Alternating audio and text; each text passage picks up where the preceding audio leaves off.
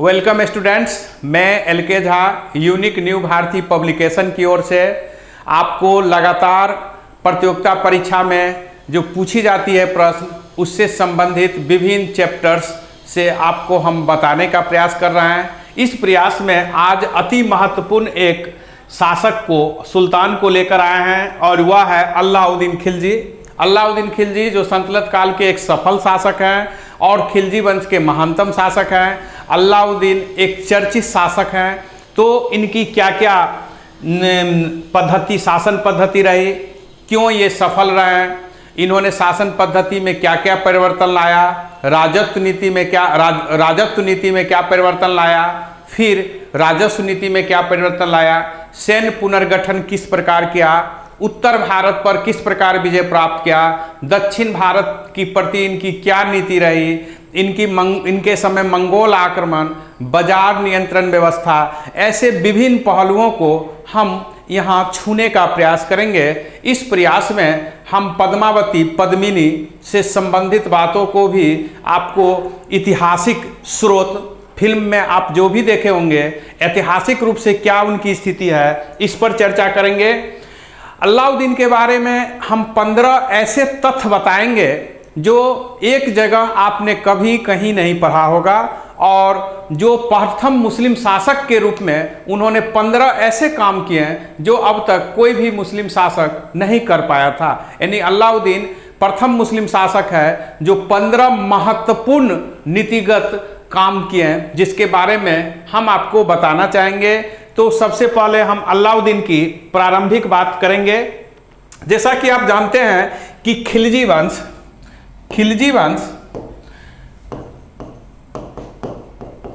वंश जो है वह 1290 से 1320 एडी तक है। आप जानते हैं कि 1320 एडी तक है।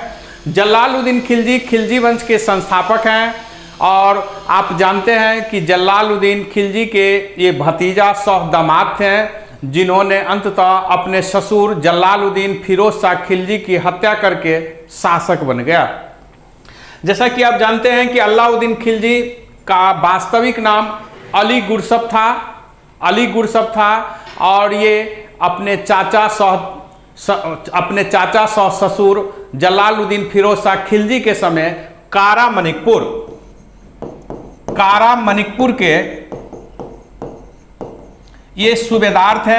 कारा मणिकपुर के सूबेदार थे और फिर उसके बाद उन्हीं अभियान के उसी समय वे दक्षिण अभियान करते हैं और फिर वहां से सफल होकर छल से, चालाकी से अपने ससुर की हत्या कर देते हैं और इस प्रकार ये खिलजी वंश के शासक बन जाते हैं। अलाउद्दीन के शासक बनने के बाद हम देखेंगे कि इनके प्रारंभिक काल में कई विद्रोह हुआ, जिसमें नवीन मुसलमान का विद्रोह भी महत्वपूर्ण था। मंगू खां का विद्रोह हुआ था, फिर हाजी मौला का विद्रोह हुआ था। इस प्रकार आप देखेंगे इनके समय बार बार विद्रोह हो रहा था। उस विद्रोह की स्थिति में इन्होंने महत्वपूर्ण परिवर्तन किया। सबसे पहले हम अलाउद्दीन के जो कैप्शन है, इस कैप्शन के आधार पर आपको बताना चाहते हैं। वह पहला है राजत्व सिद्धांत। अलाउद्दीन की राजत्व सिद्धांत यह रही कि राजा को हमेशा राजहित में कार्य करना चाहिए। यानी इन्होंने देवत्व सिद्धांत को, यानी राजा के कार्य में किसी भी प्रकार के हस्तक्षेप अथवा वह धर्म को अलग कर दिया। अलाउद्दीन प्रथम मुस्लिम शासक है जो धर्म को राजनीतिक से अलग कर दिया और उन्होंने कहा कि जो हमारे हित में लगता है, जो हमें जरूरी समझ में आता है, हम ऐसा कार्य करते हैं और इसमें किसी भी प्रकार की राजनीतिक क्षेत्र में किसी भी प्रकार की धार्मिक हस्तक्षेप हमें मंजूर नहीं है। अलाउद्दीन जब शासक बना तो इनके भारी विरोध करने वाले थे। विरोधियों को इन्होंने भारी मात्रा में घूस देकर, धन संपत्ति देकर उनका मुंह बंद कर दिया। मुंह बंद करने का अर्थ होता है कि उनके प्रति जो विद्रोह की प्रवृत्ति थी उसको शांत कर दिया। और इनके काल में जो अन्य प्रारंभिक विद्रोह हुआ था, जिसमें नवीन मुसलमान का भी विद्रोह हुआ था, इसके अतिरिक्त मंगू खां जो इनके भांजा के रिश्ते में था, उन्होंने विद्रोह किया था।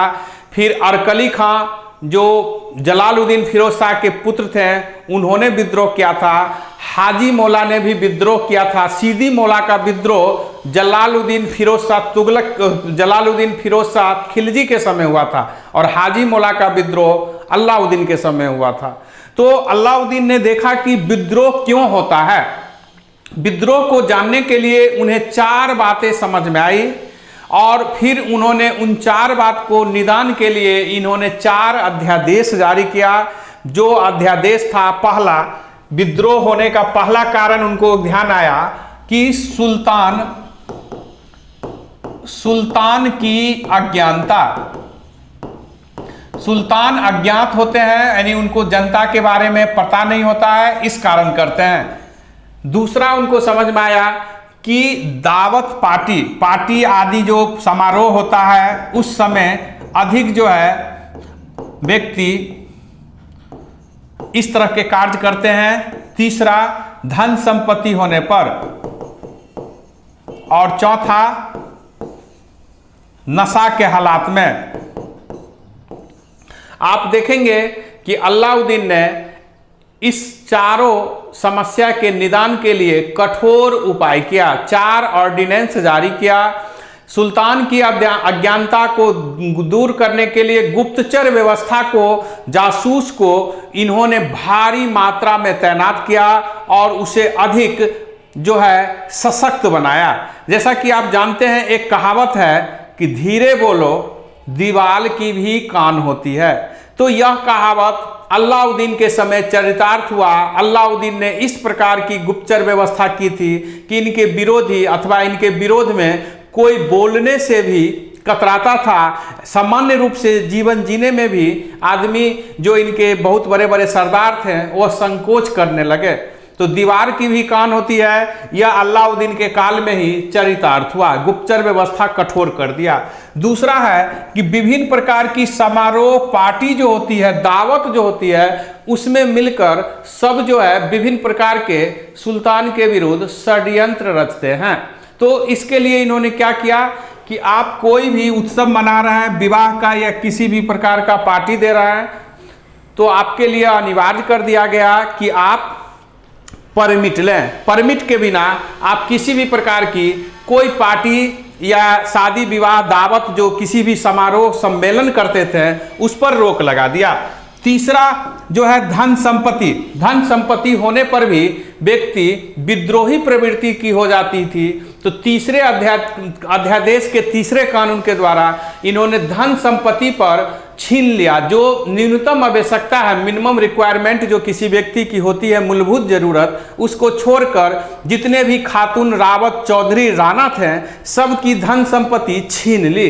जैसा कि बर्नी ने कहा है कि रावत, राणा, ठाकुर की बहू बेटी चौका बर्तन करने लगी, यानी उनकी स्थिति कमजोर हो गई।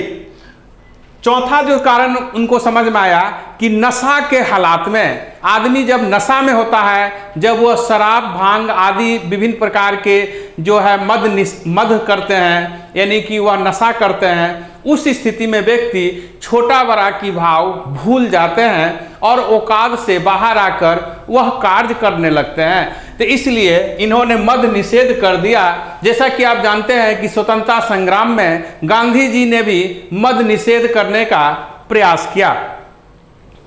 तो इस प्रकार जब इनकी 4 नीति से व्यवस्था पूरी तरह शांति, आंतरिक रूप से शांत हो गया, तो आप देखेंगे कि अलाउद्दीन आगे विजय अभियान शुरू करेगा। इससे पहले आपका तीसरा कैप्शन है राजस्व व्यवस्था। तो अलाउद्दीन जानता था कि आय की मुख्य स्रोत, जैसा कि आप जानते हैं कि प्राचीन काल से आधुनिक काल, अंग्रेज जमाना तक आय की मुख्य स्रोत क्या थी? भू राजस्व। तो भू राजस्व व्यवस्था के लिए इन्होंने भूमि का मसाहत कराया, जिसे भूमापन कहते हैं। और इस भूमापन के लिए इन्होंने क्या किया? 50% तक, फसल के 50% तक इन्होंने राजस्व लिया, सबसे जो अधिक था, और भूमापन के द्वारा एक बेहतर व्यवस्था स्थापित किया। इनसे इनकी आय की स्रोत में वृद्धि हुई जिससे एक अस्थाई शक्तिशाली सेना रखने में इनको काफ़ी सहूलियत हुई। हालांकि इससे पूरी तरह क्षतिपूर्ति नहीं हो पा रहा था, पूरी तरह इनकी जो रख रखाव थी उसकी पूर्ति नहीं हो रही थी, जिस कारण आगे देखेंगे कि बाजार नियंत्रण जैसी व्यवस्था लाएंगे।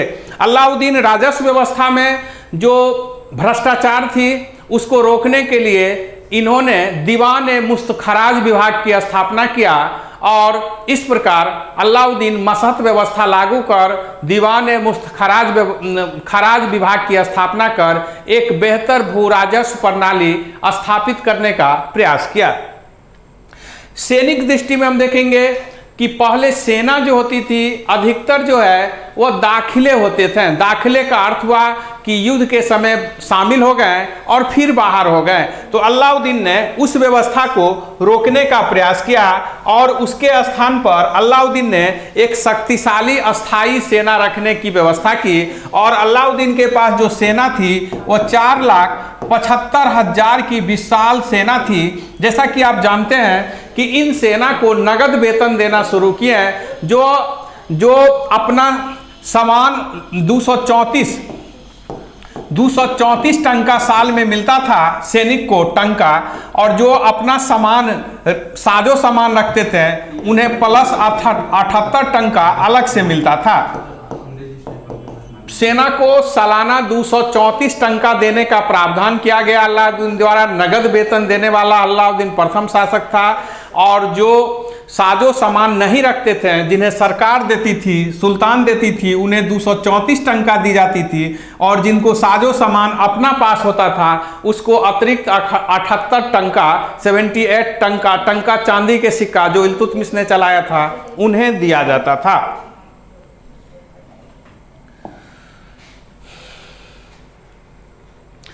अलाउद्दीन के विजय अभियान पर अब हम चर्चा करेंगे। अलाउद्दीन जो सल्तनत काल के सफल शासक में एक माना जाता है और अलाउद्दीन पहला मुस्लिम शासक है, प्रथम मुस्लिम शासक है जो उत्तर भारत पर राजपूतों पर पूर्ण नियंत्रण स्थापित किया और दक्षिण भारत पर भी सफल आक्रमण किया। तो हम लोग इनके विजय अभियान पर चर्चा करेंगे।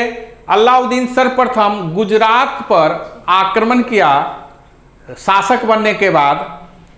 1298 ईस्वी में अलाउद्दीन ने गुजरात पर आक्रमण किया। अलाउद्दीन के सेनापति अलफ खां और नुसरत खां ने आक्रमण किया। गुजरात के शासक कर्ण द्वितीय बाघेल वंश के कर्ण द्वितीय हैं और ये भाग कर यादव वंश के पास चला गया, रामचंद्र के पास। यादव वंश की राजधानी जो देवगिरी थी, जहाँ के राजा रामचंद्र थे, उनके पास चला गया। गुजरात विजय के दौरान देखेंगे कि वहाँ से एक हिजरा को खरीदा जाता है और उस हिजरा को खरीदने में 1000 दिनार यानी 1000 स्वर्ण मुद्रा दी जाती है। और यही आगे चलकर मलिक काफूर के रूप में हम उनको जानते हैं। दूसरा रणथंभौर आक्रमण। हमीरदेव को 1301 ईस्वी में हमीरदेव पर अलाउद्दीन ने आक्रमण किया और उन्हें जीत लिया। जैसा कि हम जानते हैं कि हमीरदेव पर 1292 ईस्वी में जलालुद्दीन फिरोज शाह खिलजी ने भी आक्रमण किया था लेकिन असफल हो गया। तो इनको जलालुद्दीन को सरदारों ने कहा कि हमें पुनः आक्रमण करना चाहिए। यही वह समय है जब जलालुद्दीन फिरोज शाह खिलजी ने कहा कि अब हम और मुसलमानों का खून नहीं बहते हुए देखना चाहते हैं, अर्थात अब हम और अधिक मुसलमानों का खून नहीं बहने देना चाहते हैं, यानी हम युद्ध उनके विरुद्ध नहीं करेंगे। हमीरदेव जो राजपूतों के एक सफल शासक थे, बहुत ही महत्वपूर्ण शासक थे, अलाउद्दीन ने 1301 ईस्वी में हमीरदेव पर विजय प्राप्त कर लिया। अलाउद्दीन की जो सबसे चर्चित और लोकप्रिय अभियान है वह राणा संगा, रतन सिंह के ऊपर, राणा संगा के ऊपर है। और यह जो है राणा रतन सिंह चित्तौड़ पर आक्रमण किया 1303 ईस्वी में। इस पर मलिक मोहम्मद जैसी ने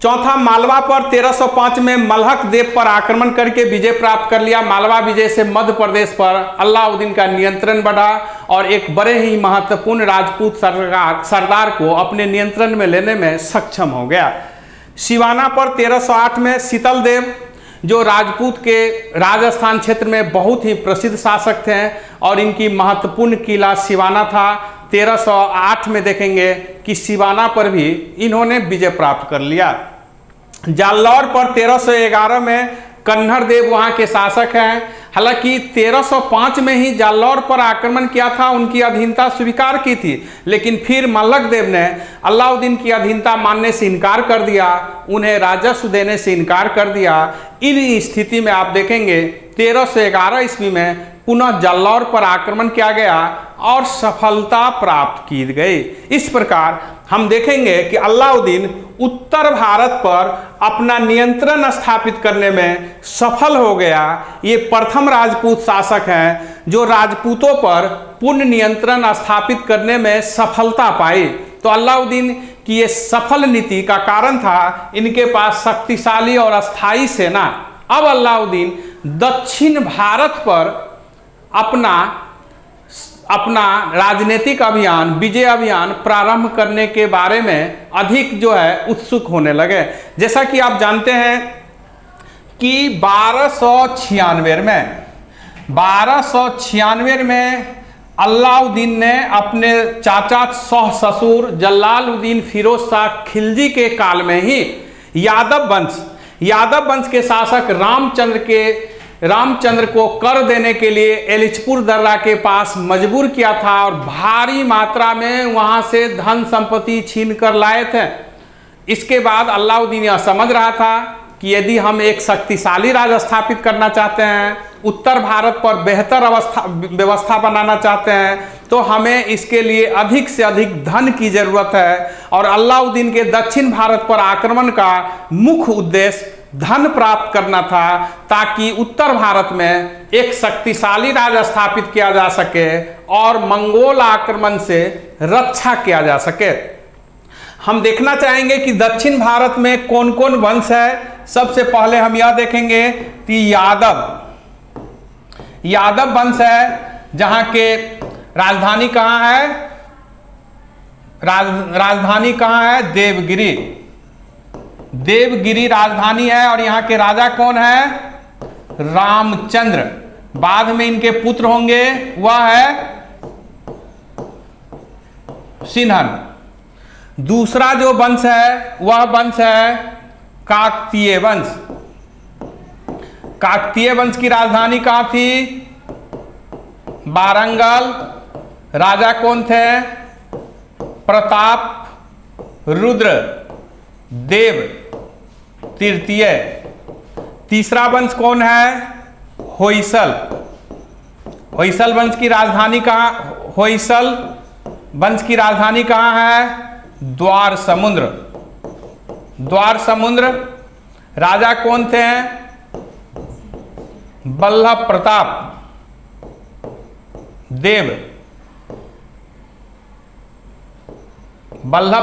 देव। चौथा वंश कौन है? वह वंश है पांडव वंश। यहां की राजधानी कहां थी? मदुरै।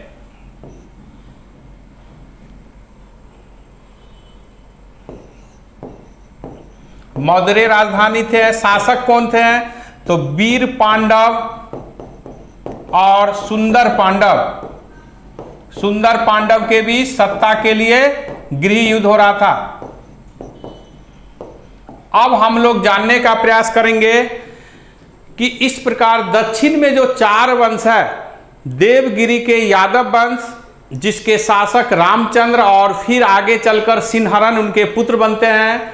दूसरा काकतीय वंश वारंगल आंध्र प्रदेश क्षेत्र में, जहां के शासक प्रताप रुद्रदेव हैं। और तृतीय वंश होयसल वंश है, जहां के शासक वल्लभ प्रताप देव हैं। और चौथे वंश जो दक्षिण में पांडव वंश है, जिसकी राजधानी मदुरै थी, जहां के शासक के बीच सत्ता के लिए संघर्ष हो रहा था। वीर पांडव और सुंदर पांडव दो भाई हैं जिनके आपस में सत्ता के लिए संघर्ष कर रहे थे, गृह युद्ध कर रहे थे।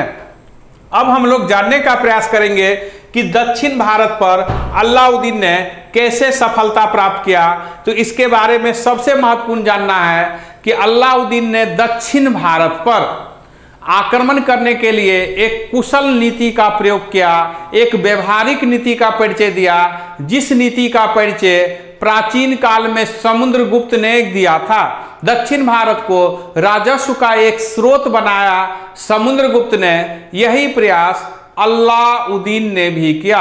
अलाउद्दीन के बारे में हम लोग को यह जानना है कि अलाउद्दीन ने दक्षिण भारत पर अधिकार करने का प्रयास नहीं किया, प्रत्यक्ष रूप से शासन करने का प्रयास नहीं किया, बल्कि अप्रत्यक्ष रूप से उस पर अपना नियंत्रण स्थापित कर वहां से धन संपत्ति प्राप्त कर उत्तर भारत में बेहतर स्थिति और मंगोल आक्रमण से रक्षा करने का ही केवल प्रयास किया। मलिक काफूर, ये मलिक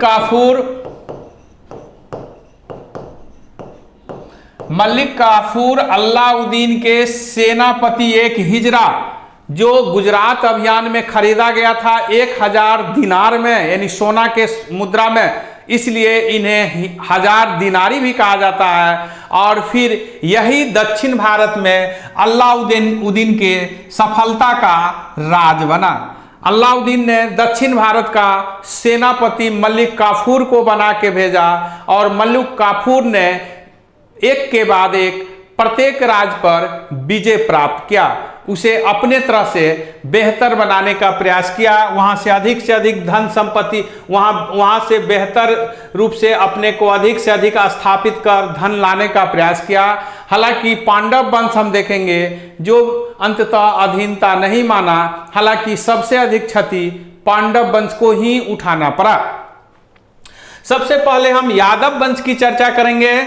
देवगिरी, जिसे दौलताबाद मोहम्मद बिन तुगलक ने नाम दिया था, यादव वंश पर आक्रमण किया, रामचंद्र को धन देने के लिए मजबूर किया, सांधि किया, रामचंद्र को दिल्ली लाया गया, उनसे अधीनस्थ मित्र अलाउद्दीन ने बना लिया, इन्हें राय राणा की उपाधि दिया और 1 लाख जो है चांदी का टंका दिया, चंदौवा दिया, एक चांदी का चंदौवा दिया और बंसारी का जागीर दे दिया। एक ओर तीन से धन संपत्ति ले रहा है, दूसरे ओर इन्हें अधीनस्थ मित्र बनाकर अपनी तरफ खींच रहा है। तो इस प्रकार अलाउद्दीन ने यादव वंश के साथ एक बेहतरीन रिश्ता बनाया, जिस रिश्ता के द्वारा अधीनस्थ मित्र बना लिया और इससे तो राजस्व प्राप्त होती ही थी। फिर दक्षिण भारत पर जो अलाउद्दीन की दूसरे राज्य पर आक्रमण हुआ, उसमें ये अधीनस्थ मित्र के रूप में हर स्तर पर सहयोग दिया। जैसा कि हम जानते हैं कि यादव वंश में जब रामचंद्र के बाद उनके पुत्र सिंहरण बना तो उन्होंने 1313 ईस्वी में राजस्व देने से इनकार कर दिया। तो मलिक काफूर ने पुनः इस पर आक्रमण किया और उन्हें कर देने के लिए, राजस्व देने के लिए मजबूर किया। या दक्षिण भारत का दूसरा जो काकतीय वंश है, जिसकी राजधानी वरांगल थी, जहां के शासक प्रताप रुद्रदेव थे। प्रताप रुद्रदेव पर जब आक्रमण किया गया, उस समय प्रताप रुद्रदेव होयसल वंश पर आक्रमण करने गए थे और जैसा कि आप जानते हैं कि यादव वंश के शासक रामचंद्र ने अलाउद्दीन को हर स्तर पर यहां सहयोग दिया। दूसरे शब्द में अलाउद्दीन ने दक्षिण के साधन से ही दक्षिण पर विजय प्राप्त किया और दक्षिण के धन संपत्ति को लेकर उत्तर भारत में अपना राज विस्तार और अपनी स्थिति मजबूत करने का प्रयास किया। तो फिर हम देखेंगे कि काकतीय वंश के जो प्रताप रुद्रदेव है, इनको भी पराजित करेंगे और इनको पराजित करके ये दिल्ली लाएंगे, इन्हें भी अधीनस्थ मित्र बना देंगे और इस प्रकार ये 2 बड़े मित्र दक्षिण भारत में अलाउद्दीन का हो गया। कौन कौन? एक रामचंद्र यादव वंश के और दूसरा काकतीय वंश के प्रताप रुद्रदेव। अब हम देखेंगे कि इस दोनों अधीनस्थ मित्र के द्वारा अलाउद्दीन ने इन्हीं के साधन का अधिकतम प्रयोग करके होयसल वंश और पांडव वंश से अधिक धन संपत्ति प्राप्त करने का प्रयास किया। होयसल वंश पर इसके बाद आक्रमण किया गया, जहां के राजा वल्लभ प्रताप देव थे। वल्लभ प्रताप देव को पराजित किया गया और उनसे निश्चित राजस्व सालाना लेने का निश्चय किया गया, उनके साथ संधि किया गया। सबसे महत्वपूर्ण जो है कि पांडव वंश, जिसकी राजधानी मदुरै थी यानी तमिलनाडु, उस पर आक्रमण जब किया गया मल्लिक काफूर द्वारा, तो वहां वीर पांडव और सुंदर पांडव दो भाई हैं जो आपस में सत्ता के लिए संघर्ष कर रहे थे। हम देखेंगे कि मल्लिक काफूर ने सुंदर पांडव को अधिक समर्थन दिया और उन्हें सत्ता में सफलता के लिए हर स्तर पर सहयोग देने का निश्चय किया। लेकिन वीर पांडव इसकी हर कार्य को असफल कर दिया। किसी भी प्रकार की सफलता नहीं मिलने पर मल्लिक काफूर काफी आक्रोशित हुआ, क्योंकि पांडव वंश ने अधीनता नहीं स्वीकार किया। इसके बाद रामेश्वरम तक मल्लिक काफूर ने लूटपाट, हत्या, राहजानी किया। अनेकों मंदिर जो प्राचीन काल की धरोहर हो सकती थी, उसको इन्होंने तोड़वा दिया। लेकिन फिर भी वीर पांडव ने अधीनता स्वीकार नहीं किया। इस प्रकार हम कह सकते हैं कि पांडव वंश ने अलाउद्दीन की अधीनता स्वीकार नहीं की। हालांकि सबसे ज्यादा क्षति और धन संपत्ति और अन्य प्रकार की क्षति पांडव वंश को ही उठाना पड़ा। तो दक्षिण भारत में अलाउद्दीन की जो नीति थी वह बहुत ही सफल रही। उनकी जो नीति थी कि वहां से धन संपत्ति लाकर उत्तर भारत में एक शक्तिशाली राज्य स्थापित करना, मंगोल आक्रमण से रक्षा करना, उसमें वह सफल हुए। उससे भी बड़ी सफलता उनकी यह बात थी कि उन्होंने दक्षिण के साधन से ही दक्षिण पर अपनी नियंत्रण और धन संपत्ति प्राप्त करने का प्रयास किया। जैसा कि काकतीय वंश और यादव वंश को अपना मित्र बनाकर उनसे अधिक लाभ उठाने का प्रयास किया। हम बताना चाहेंगे कि दक्षिण भारत के विजय के बाद, जैसा कि आप जानते हैं कि अलाउद्दीन काफी सफल माने जाते हैं, लेकिन इससे यह भी मानेंगे कि अलाउद्दीन के काल में जो मंगोल आक्रमण था, अलाउद्दीन के काल में मंगोल आक्रमण 1296 से 1306 ईस्वी तक बार हुआ, जिसमें 1303 ईस्वी में दिल्ली के आसपास मंगोल पहुंच गए थे, जिस कारण अलाउद्दीन को सीरी के किला को मजबूत करना पड़ा। और जफर खां जो अलाउद्दीन के सेनापति थे, उन्हें मंगोल के लिए भूत कहा गया है। मंगोल के लिए भूत और आतंक जो है जफर खां को कहा गया है। हालांकि एक अभियान में जफर खां बहुत दूर तक चले गए, मंगोल को पीछा करते हुए मुख्य सेना उनसे दूर हो गई, जिससे घिर जाने के कारण उनकी मृत्यु भी, हत्या भी कर दिया गया मंगोल द्वारा। भारत में मंगोल आक्रमण, जो पहली बार मंगोल आक्रमण की खतरा हम देखते हैं कि इल्तुतमिश के समय चंगेज खां की खतरा थी, आक्रमण नहीं किया था।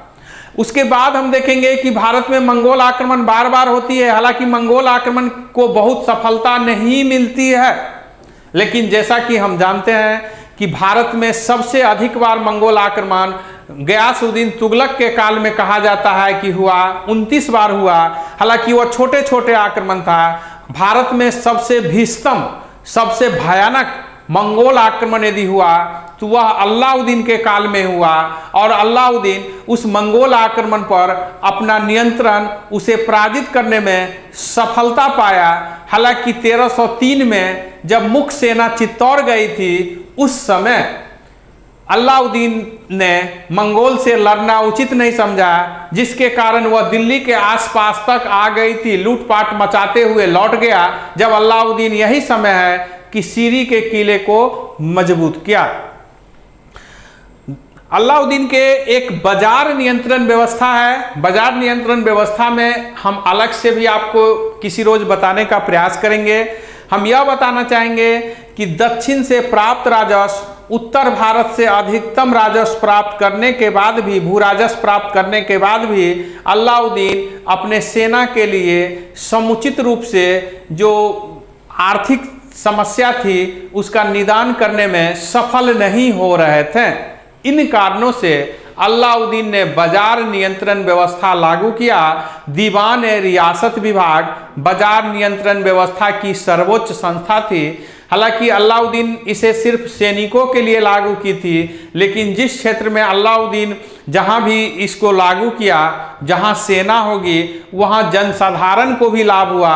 जियाउद्दीन बर्नी ने लिखा है कि प्रत्येक वस्तुओं की मूल्य निर्धारित कर दी गई थी और उसकी जगह जगह पर तालिका बोर्ड टंगवा दिया गया था, ताकि किसी भी प्रकार की सूचना में जो है कमी ना हो और कोई भी व्यक्ति उससे अधिक मूल्य पर कोई वस्तु नहीं खरीद सके।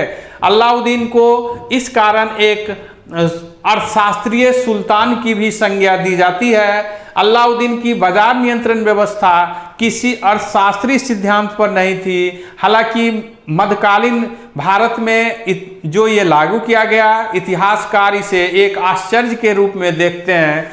अलाउद्दीन की बाजार नियंत्रण व्यवस्था भय और आतंक पर लागू थी, भय और आतंक पर आधारित थी। यही कारण है कि अलाउद्दीन की बाजार व्यवस्था उनके साथ ही समाप्त हो गई। इस पर बाजार नियंत्रण व्यवस्था पर हम अलग से किसी रोज विस्तृत रूप से चर्चा करेंगे। हम लोग को अब जानना है एक बहुत महत्वपूर्ण चीज आपको हम बताने जा रहे हैं। आप छात्र छात्राएं जहां भी आप हैं इसे जरूर देखें, क्योंकि ये बहुत ही महत्वपूर्ण चीज है जो एक जगह आपको हम अलाउद्दीन के बारे में बताने जा रहे हैं, जो संभवतः आज तक आपने कहीं भी एक जगह अब तक नहीं पढ़े होंगे। देखेंगे ये कैप्शन है, शीर्षक है अलाउद्दीन प्रथम शासक के रूप में, यानी अलाउद्दीन प्रथम शासक के रूप में, यानी प्रथम मुस्लिम शासक। अलाउद्दीन प्रथम मुस्लिम शासक के रूप में कैसे कौन कौन सा कार्य किए हैं जो अब तक कोई भी मुस्लिम शासक नहीं किया था, यानी उसका श्रेय अलाउद्दीन को जाता है। तो अलाउद्दीन प्रथम मुस्लिम शासक के रूप में जो कार्य किए हैं उस पर ध्यान दीजिए। पहला है धर्म को राजनीतिक से अलग किया। अलाउद्दीन प्रथम मुस्लिम शासक है जो धर्म को राजनीतिक से बिल्कुल अलग कर दिया। और अलाउद्दीन ने अपने मित्र बायना के काजी माने जज मुर्गिसुद्दीन से कहा था कि हम जो जरूरी समझते हैं वह आदेश देते हैं, ना जाने ये शरीयत के लिए उचित है या अनुचित। इसके लिए कयामत के दिन ना जाने खुदा हमें क्या सजा देंगे। स्पष्ट हो गया कि अलाउद्दीन राजहित में जो जरूरी समझते थे उसमें धर्म को पूरी तरह अलग कर दिए, और मुस्लिम शासक जो उस समय कट्टर धर्म की बहुत बड़ी कट्टरता होती थी उससे बिल्कुल अलग होकर, न्यूट्रल होकर, इम्पार्टिकल होकर, निष्पक्ष रूप से शासन करने वाला अलाउद्दीन महान शासक होने के यहाँ उनकी जो है परिलक्षण विशेषता दिखाई देती है, जो धर्म को राजनीतिक से पूरी तरह अलग कर दिया था। राजपूतों पर पूर्ण नियंत्रण स्थापित करने वाला अलाउद्दीन प्रथम मुस्लिम शासक थे। इससे पहले मुस्लिम शासक राजपूतों पर कुछ तो नियंत्रण किए थे, लेकिन पूर्ण नियंत्रण स्थापित नहीं किए थे। बार बार विद्रोह और बार बार शासक के विरुद्ध जो है पुनः स्वतंत्रता जो है घोषित कर दिया जाता था, लेकिन अलाउद्दीन ने पूर्ण नियंत्रण स्थापित किया। दक्षिण भारत पर आक्रमण अपने चाचा ससुर जलालुद्दीन खिलजी के समय अलाउद्दीन ने 1296 ईस्वी में रामचंद्र जो यादव वंश के, देवगिरी के यादव वंश के थे, उनके विरुद्ध सर्वप्रथम आक्रमण किए थे और ऐसा करने वाले पहला मुस्लिम शासक थे। केंद्र में शक्तिशाली और अस्थायी सेना रखना। अलाउद्दीन पहली बार केंद्र में शक्तिशाली अस्थायी सेना रखा जो 4,75,000 था। हालांकि बलबन ने सैन्य विभाग जरूर बनाया था, लेकिन अधिकांश सेना सामंतों की सेना होती थी और दाखिला सेना होती थी।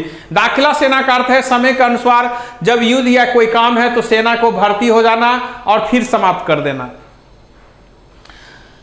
पांचवा है सेना को नगद वेतन देना। नगद वेतन देने वाला अलाउद्दीन प्रथम मुस्लिम शासक थे जो 234 टंका दिए सालाना, और जिसको साजो सामान अपना था उन्हें अलग से जो है 78 टंका अतिरिक्त दिया गया। मसहत व्यवस्था लागू करने वाला भी अलाउद्दीन प्रथम मुस्लिम शासक थे। इससे पहले कोई मुस्लिम शासक मसहत व्यवस्था लागू नहीं किए थे, भूमापन पद्धति को लागू नहीं किए थे। भूमि के मापन करने वाला अलाउद्दीन प्रथम मुस्लिम शासक थे।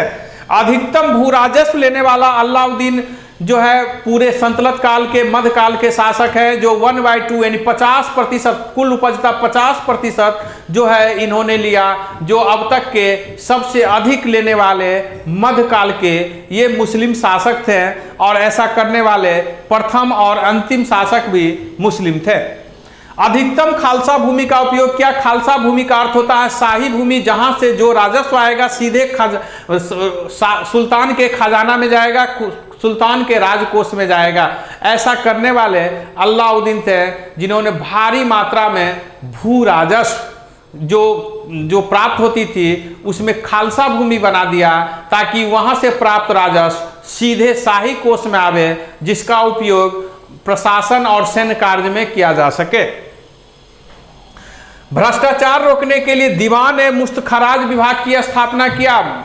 भू राजस्व व्यवस्था के बारे में बर्नी लिखता है कि कोई भी हिंदू अपनी पुत्री के विवाह भू राजस्व विभाग के कर्मचारी से नहीं करना चाहते थे, क्योंकि कब उनको दंडित किया जाएगा इसकी कोई निश्चित सीमा नहीं थी। तो हम बताना चाहेंगे कि भ्रष्टाचार को रोकने के लिए दीवान मुस्तखराज विभाग की स्थापना अलाउद्दीन ने किया था, जिसके द्वारा भ्रष्टाचार रोकने का प्रयास किया गया।